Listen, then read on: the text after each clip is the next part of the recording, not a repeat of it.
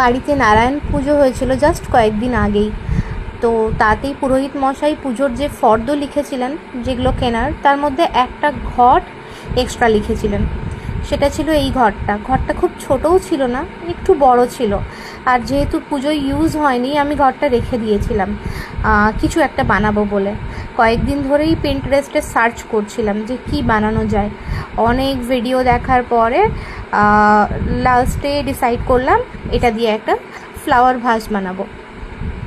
তো flower vase বানাবার জন্য আমি এখানে যে কালারগুলো ইউজ করেছি, ফার্স্টে প্রাইমিং করার জন্য আমি আমাদের ওয়াল কালার করার জন্য যে কালার ইউজ হয় সেই প্রাইমার ইউজ করেছি, যেহেতু এটা মাটির।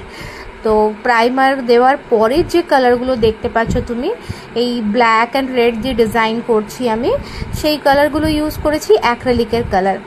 আর আমার আগে থেকেই কেনা কিছু মিররের টুকরো ছিল, যেগুলো আসলে আমি মিশো থেকে কিনেছিলাম এর আগে। তো সেইগুলোই ইউজ করেছি আমি ডিজাইন করার জন্য। তো কমপ্লিট ডিজাইনটা হওয়া অবধি দেখো, আর ভালো লাগলে লাইক কমেন্ট শেয়ার করো। Thank you.